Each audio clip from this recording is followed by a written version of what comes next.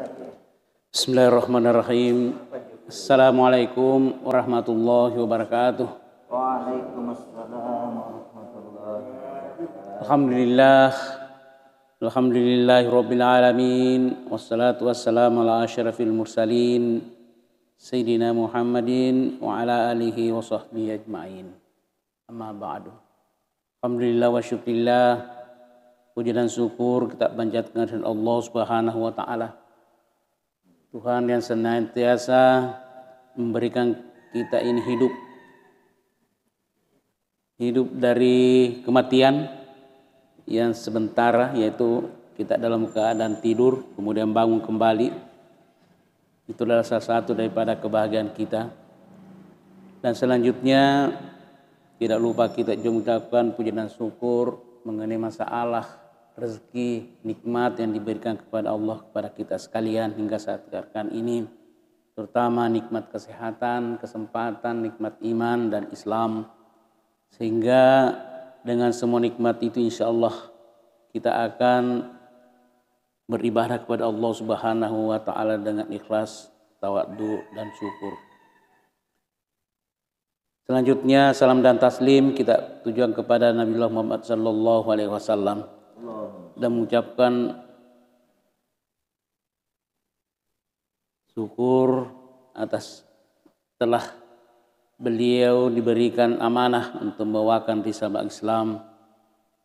Dengan demikian kita akan melaksanakan segala perintahnya demi untuk keselamatan kita fi dini wa dunia wal akhirah. Amin. Alhamdulillah, pada subuh hari ini sebagaimana biasanya kami akan membawakan suatu materi yang menyangkut masalah, yaitu manusia itu hidup wajib bekerja. Ya. Kita manusia ini sesudah fitrahnya ingin senantiasa kita hidup dalam kebahagiaan dan kesejahteraan. Kita dalam kehidupan kita selalu berusaha agar kehidupan kita ini tidak kekurangan, kemudian terhindar dari berbagai macam penyakit dan masalah, dan juga kita berusaha untuk membentuk di dalam kehidupan kita selalu ada kedamaian dan kebahagiaan. Kita manusia yang beriman selalu agar berupaya dalam kehidupan kita tidak terjebak kepada kesesatan, apalagi hal-hal yang dibenci oleh Allah Subhanahu wa taala. Namun demikian, untuk mewujudkan agar segala keinginan kita tercapai, maka kita harus dituntut untuk bekerja keras. Sebab Allah Subhanahu wa taala tidak akan memberikan sesuatu kepada manusia kecuali jika dengan berusaha keras untuk mendapatkannya. Innallaha la yughayyiru ma biqaumin hatta yughayyiru ma bi anfusihim. Sungguhnya Allah tidak mengubah keadaan suatu kaum sebelum mereka mengubah keadaan diri mereka sendiri. Nah, di dalam kehidupan kita secara pribadi, kelompok, kita ini dibebani tugas dan tanggung jawab untuk menjaga kehidupan diri sendiri bersama dengan orang-orang yang berada di bawah tanggung jawab kita, yaitu memberikan nafkah, sandang, pangan, dan segala keperluan hidup lainnya. Untuk mendapatkan semua ini, ya kita harus bekerja. Rasulullah sallallahu alaihi wasallam bersabda, "Utlubul rizqa fi habayatil ardi." Carilah rezeki dalam tumbuh-tumbuhan di bumi ini. Artinya dalam hal ini adalah kita berusaha untuk, kalau tidak bertani, kalau di kota itu biasanya bagaimana caranya seseorang itu untuk melaksanakan suatu jual beli. Di dalam hadis lainnya Rasulullah sallallahu alaihi wasallam bersabda, utlubul hawaija biizzatil anfusi fa innal umura tajri bil maqadir. Carilah segala kebutuhan disertai dengan kesabaran, yaitu ketenangan jiwa, karena setiap perkara itu berjalan bersama-sama dengan takdir, ketentuan dari Allah Subhanahu wa taala. Jadi dengan hadis ini yang diriwayatkan oleh Ibnu Asyakir dari Abdullah Basri, di sini dijelaskan bahwa jika mana kita bekerja mencari sesuatu, itu harus kita bersabar. Kita harus tenang sehingga apa-apapun yang akan kita lakukan kita pikirkan dulu sebelum kita melaksanakan sesuatu. Masyaallah muslimin yang dirahmati Allah Subhanahu wa taala. Kita tahu bahwa mencari kerja atau bekerja mencari nafkah bukan sekedar perbuatan terpuji, tapi merupakan kewajiban yang harus kita laksanakan, bahkan termasuk amal takwa.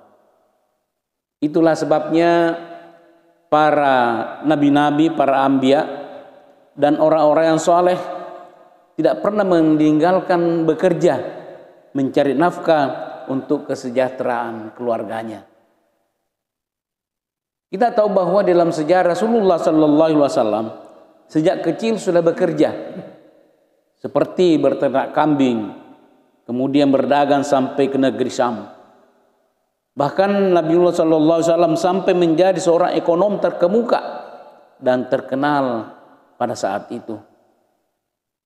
Imam Ahmad bin Hambali menjelaskan bahwa para sahabat Rasulullah sallallahu alaihi wasallam dalam mencari nafkah sangat luar biasa, hingga para sahabat Rasulullah dengan kegigihannya menjelajah berbagai tempat untuk berdagang, baik di daratan, di lautan, di samping mereka mengolah hasil kebunnya.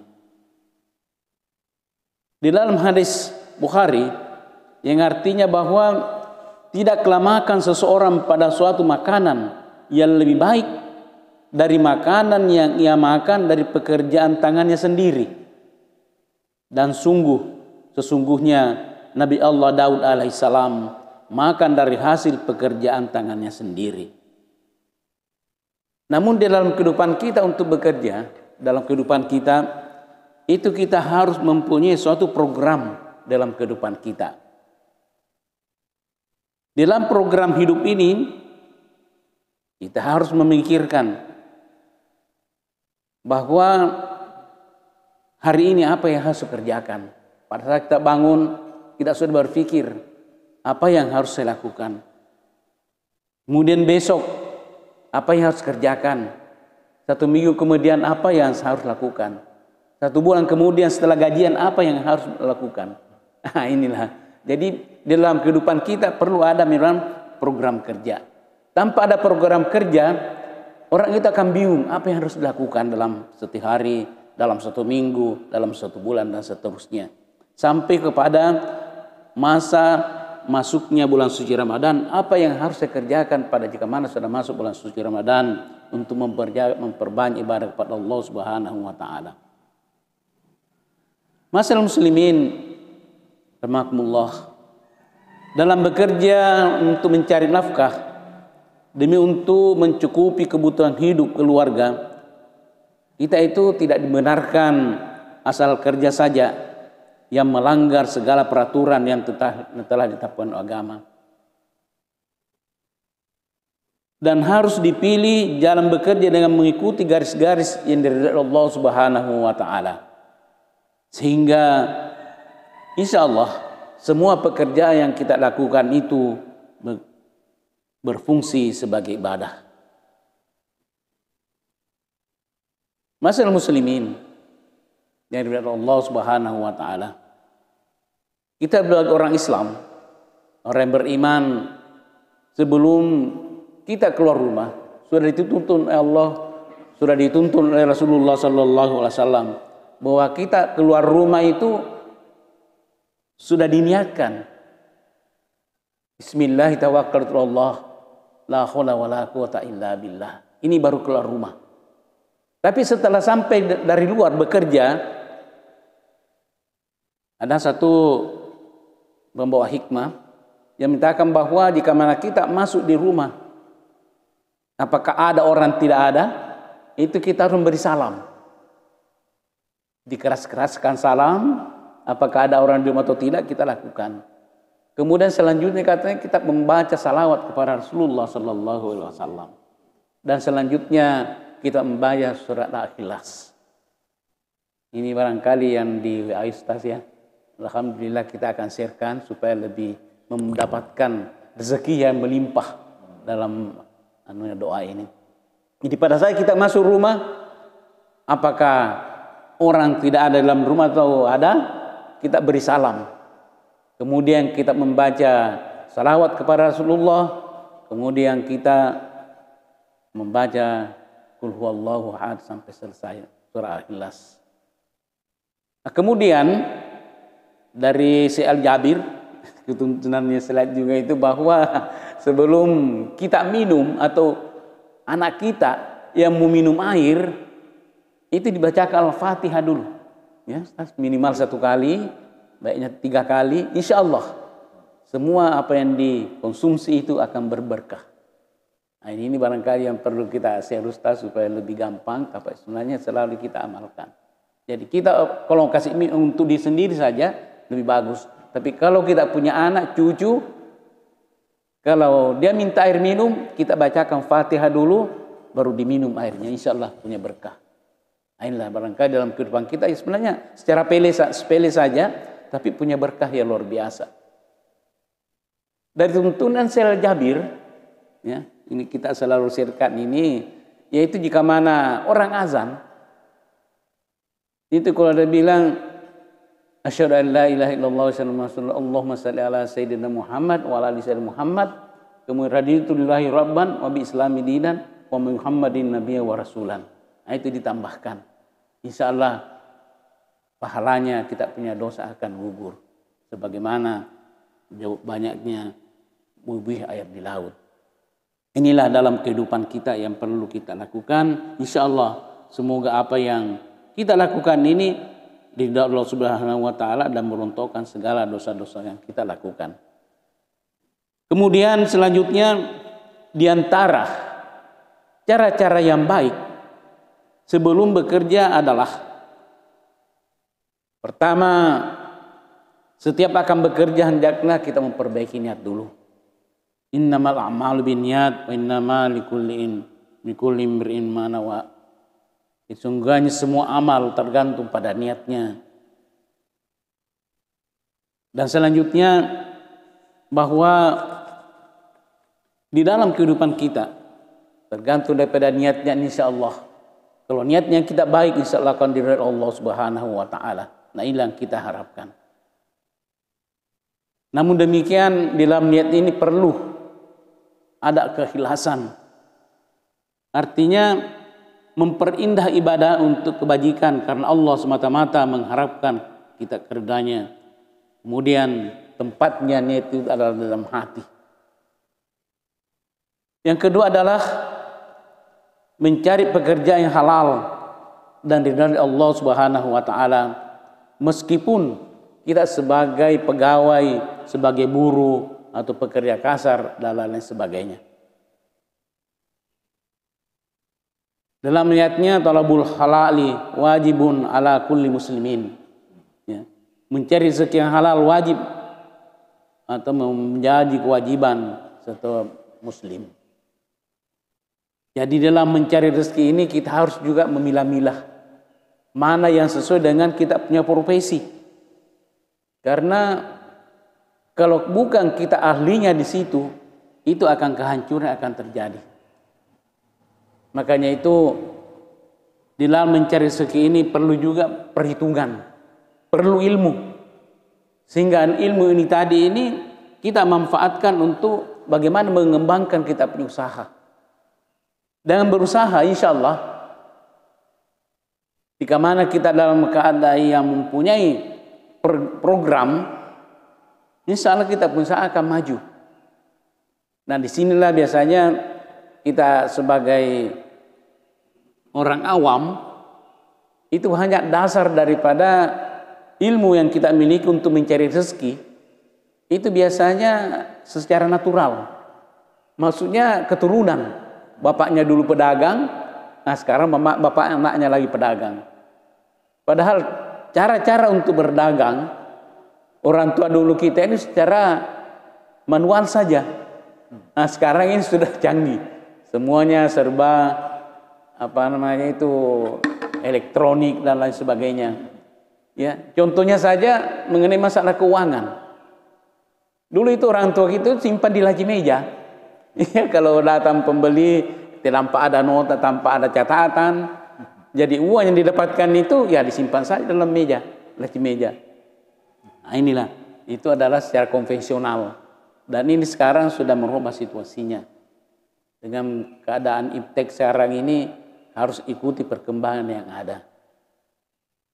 Demikian pula mengenai masalah seseorang itu jika mana mempunyai ilmu tentang masalah perdagangan, insya Allah dia akan tahu bahwa apa yang saya adakan sekarang ini untuk berdagang itu tidak laku lagi. Nah, sehingga mengikuti perkembangan apa kebutuhan daripada masyarakat yang ada di sekitar kita. Sehingga kita punya barang itu tidak nantinya tinggal begitu saja, tidak ada yang beli. Nah, kita lihat sekarang ini dalam masalah mencari rezeki, itu luar biasa sekali persaingan hidup. Apalagi kita tinggal di kota, semuanya serba dibeli. Tidak ada yang tidak dibeli. Jadi kalau kita tidak berusaha dan tidak bekerja, apa yang kita akan berikan tanggung jawab pada keluarga kita, baik sandang maupun pangan. Inilah yang perlu kita perhitungkan dalam mencari rezeki yang halal sesuai dengan program daripada kita punya masa depan demi untuk mencapai kebahagiaan dunia dan akhirat. Kemudian yaitu di dalam mencari rezeki itu kita harus percaya, ya. Kita harus percaya bahwa harus jujur dalam kehidupan. Jadi yang selanjutnya itu selalu bersyukur atas keberhasilan yang diraih. Artinya apa-apa yang kita dapatkan itu kita harus mensyukurinya. Contoh saja di dalam kehidupan kita sebagai seorang pegawai negeri, ya, biasanya itu kita mendapatkan suatu istilah insentif, honor dan lain sebagainya. Namun demikian ini sudah ditentukan sehingga apapun yang kita dapatkan itu kita harus terima dengan syukur, ya, apa yang kita dapatkan. Karena biasanya juga ada beberapa rekan dia tanya, mengapa hanya sekian saja? Padahal sebenarnya rezekinya itu sudah ditentukan oleh Allah. Makanya terima dengan syukur, ya. Kemudian kita terima dengan sabar bahwa inilah rezeki saya pada hari ini yang paling bagus. Mudah-mudahan punya berkah. Nah, sehingga kita dengan bersyukur, insya Allah apa yang kita mensyukurinya itu insya Allah Tuhan akan memberikan berkahnya. Jadi apapun yang kita raih itu harus bersabar bahwa ketentuannya itu sudah di tangan Allah. Bahwa sekian saja hari ini saya punya rezeki, tidak bisa akan lebih lagi. Kalaupun ada hal-hal di luar daripada itu, kemungkinan besar hal itu adalah merupakan suatu ujian bagi kita semuanya, bahwa apa yang kita dapatkan di luar daripada ketentuan Allah itu merupakan hal yang sangat tidak boleh kita lakukan. Kemudian tanda syukur kita kepada Allah bahwasanya setiap apa yang kita keluarkan itu merupakan suatu amanah, ujian bagi kita. Sehingga seumpamanya kita sebagai pegawai negeri itu kita harus memberikan di dalam sebulan itu kita harus kasih keluar infaknya, zakatnya. Jadi umpamanya kalau kita punya gaji 4 jutaan, berarti kita punya zakatnya itu 100.000, ya, 100.000 Ustaz. Ya, 4 juta, 100.000 itu harus wajib dikeluarkan. Inilah yang terjadi dalam hanya itu di Aceh. Tidak pernah kekurangan masalah dana Baitul Mal, ya. Karena setiap pegawai negeri itu langsung dipotong dia punya zakatnya itu 2,5%. Jadi kalau umpamanya 104 juta kita punya gaji golongan 4 itu berarti 100.000 per bulan langsung dipotong. Bayangkan kalau 1.000 daripada pegawai negeri, belum lagi swasta, itu dipotong dalam 1 bulan seberapa ratus juta. Ini sudah berlangsung sekian, sehingga orang-orang yang kekurangan dana itu bisa diambil dari Baitul Mal tadi ini. Nah ini, sehingga tidak ada orang kekurangan masalah dana. Nah, kemudian juga dalam nes itu bahwasanya orang Aceh itu yang berangkat ke Tanah Suci akan mendapatkan itu dam itu sebanyak 5 juta, 5 juta. Karena itu bantuan dari Arab Saudi, dari kerjasamanya. Ini luar biasa sekali, merupakan contoh bagi kita. Nah, namun demikian kita harus betul-betul dalam kehidupan ini bersyukur. Nah, insya Allah kalau kita tambah bersyukur, Allah akan menambah nikmatnya kepada kita sekalian. Nah, kemudian yang terakhir yaitu mencari nafkah harus jujur. Kejujuran itu harus selalu bersama dengan kebajikan. Dan kebajikan itu mengantar kita ke surga. Takutlah kepada dusta, sebab dusta selalu bersama-sama dengan kejahatan, dan kejahatan itu mengantar kita ke neraka. Kemudian sebagai terakhir, yang kita benci adalah melihat seorang laki-laki yang menganggur, tak ada usahanya untuk kepentingan dunia dan tidak pula untuk kepentingan akhirat. Sebaik-baik kaya adalah kaya hati. Sebaik-baik bekal adalah takwa. Seburuk-buruk buta adalah buta hati. Sejelek-jelek usaha adalah riba. Seburuk-buruk makanan ialah memakan harta anak yatim. Siapa yang memaafkan orang akan dimaafkan oleh Allah Subhanahu wa taala. Dan siapa yang mengampuni orang akan diampuni oleh Allah Subhanahu wa taala. Dan tidak sempurnalah iman seseorang muslim jika masih ada dalam hatinya rasa serakah, tamak, iri dan dengki dalam kehidupannya. Saya kira demikian apa yang saya bawakan. Mudah-mudahan ada manfaatnya kepada kita sekalian. Semoga dalam kehidupan kita insyaallah selalu kita dalam keadaan istiqamah. Wabillahi taufiq wal hidayah. Assalamualaikum warahmatullahi wabarakatuh.